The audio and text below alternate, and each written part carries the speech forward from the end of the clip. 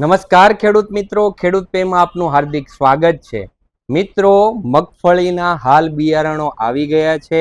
એમાં પ્રથમ છે ગિરનાર 4 નંબર, પછી છે ગુજરાત 22 નંબર, ગુજરાત 20 નંબર અને ગુજરાત બીટી 32 કડવી. તો મિત્રો, આપણે આ ચારે ચાર વેરાયટી વિશે આજે આપણે જાણવાનું છે કે કઈ વેરાયટી મારા ખેતરની અંદર સારી રહેશે, સારું ઉત્પાદન મને મળશે અને સારામાં સારી અમે લોકો આવકો મેળવી શકીએ. તો મિત્રો, મહત્વનું પગલું પહેલું છે એ પાયાના ખાતર તરીકે છે.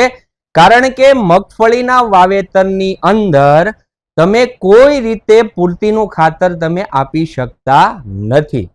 માટે તમારો પાયો મજબૂત થવો જરૂરી છે. તો મિત્રો, પાયામાં તમે 20-20-0-13 વાપરી શકો છો, ડીએપી વાપરી શકો છો, 8-21-21 વાપરી શકો છો, 9-24-24 વાપરી શકો છો. ખાતરમાં તમને જે સારું પાયાનું ખાતર લાગતું હોય એ તમે અવશ્ય વાપરી શકો છો. પરંતુ ખાસ બીજા જે 3 ખાતરો જે મિક્સ કરવા માટે છે એની અંદર આપણે ખાસ ધ્યાન દેવાનું છે. જેમ કે એક ઓર્ગેનિક કાર્બન આપવો, એ 21% થી લઈને 26% સુધી માર્કેટની અંદર અલગ અલગ વેપારીઓ અલગ અલગ માલ લાવતા હોય છે. તો એની અંદર ઓર્ગેનિક કાર્બન તમે વીઘે 10 કિલો લેખે નાખી શકો છો. સાથે 1.5 કિલો માઇકો રાજા, જે સારામાં સારી કંપની હોય એ. ખેડૂત પેમાં તો બધી જ કંપનીઓ સારી છે, સ્ટાન્ડર્ડ છે, રિઝલ્ટ વાળી છે, ખેડૂતોએ અનુભવેલી છે અને સાથોસાથ મિત્રો ખેડૂત પે પણ પોતે અનુભવેલી છે. તો ખેડૂત પેની અંદર તો સારામાં સારી પ્રોડક્ટો ઉપલબ્ધ જ છે. માઇકો રાજા સારી કંપનીનું તમારે વીઘે 1.5 કિલો લેખે મિક્સ કરવાનું રહેશે. ઓર્ગેનિક કાર્બન વીઘે 10 કિલો લેખે અને સાથે સાથે મહાધનનો બેલસેટ સલ્ફેટ, જે ડાળનો પ્રકાર આવે છે, એ વીઘે તમારે 5 થી 6 કિલો જેવું જરૂર પડશે. તો મિત્રો, ગિરનાર જે 4 છે એની અંદર વીઘે 25 થી લઈને 30 કિલો સુધી તમારે વાવેતર કરવાનું રહેશે. સાથે સાથે વાવેતર માટેનું અનુકૂળ જાળી જે 18 થી લઈને 25 ની હોવી જરૂરી છે.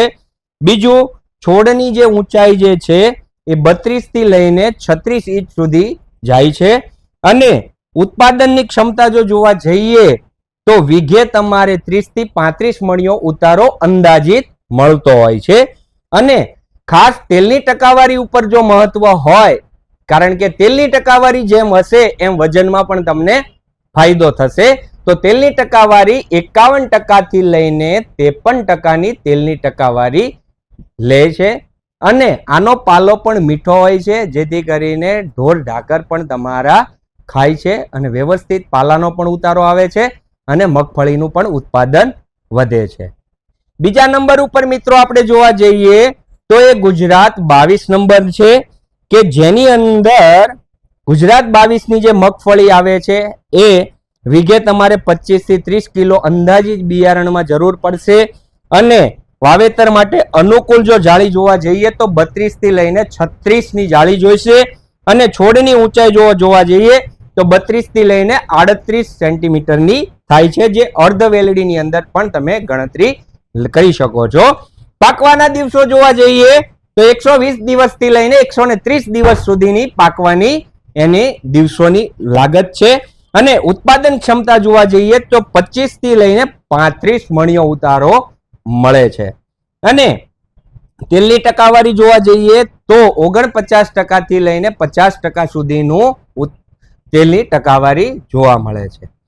ત્રીજા નંબરે જોવા જઈએ તો ગુજરાત 20 નંબર, જેની અંદર ગુજરાત 20 નંબરની અંદર વીઘે તમારે 25 થી લઈને 30 થી 32 કિલોની જરૂરિયાત પડતી હોય છે. મોટો દાણો હોય છે અને વાવેતર માટે 32 થી લઈને 36 ની જાળીની જરૂરિયાત હોય છે.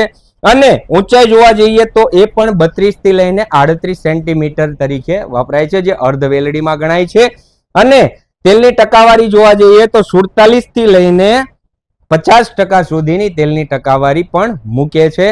અને સાથોસાથ જરૂરી તમામ બિયારણની અંદર પટ મારવાથી શું ફાયદો થાય છે એ આ પટ મારેલું છે અને આ પટ વગરનું છે. મિત્રો પટ બે પ્રકારના લાગતા હોય છે.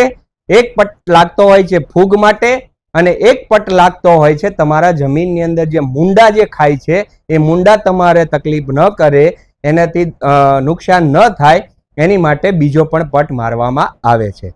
અને ખાસ એક એ વિનંતી છે કે પટ મરાવો તો મશીનમાં મરાવજો, કારણ કે ઘરે જો તમે પટ મારો તો અમુક દાણાઓ બાકી રહેતા હોય છે, તો એની અંદર ફૂગની સંભાવના, કાળી અને સફેદ ફૂગ લાગવાની સંભાવનાઓ વધતી હોય છે. મિત્રો તો પટ મરાવવો હશે તો ખેડૂત પેની અંદર તમે અવશ્ય પટ મરાવી શકો છો, કારણ કે ખેડૂત પેની અંદર સારામાં સારી દવાઓ પણ વપરાય છે અને પટ પણ સારી રીતે આપવામાં આવે છે, જેથી કરીને ખેડૂતોને નબળું વસ્તુ ન થાય અને સારું ઉત્પાદન મળી રહે.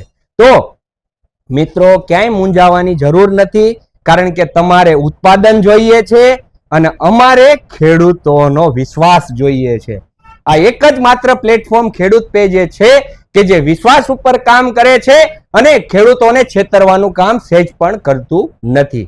બીજું મિત્રો, બોટાદમાં ગયા વર્ષે પણ BT 32 નું વાવેતર થયું હતું, જે આપણી પાસે BT 32 ની પણ વેરાયટી છે કે જે કડવી વેરાયટી છે, પણ તેલની ટકાવારી બહુ સારી છે અને ઉત્પાદન પણ બહુ સારું છે. ગયા વર્ષે 35 થી લઈને 40-42 મણિયા ઉતારા પણ બોટાદની અંદર અમુક ખેડૂતોને ઉતર્યા હતા.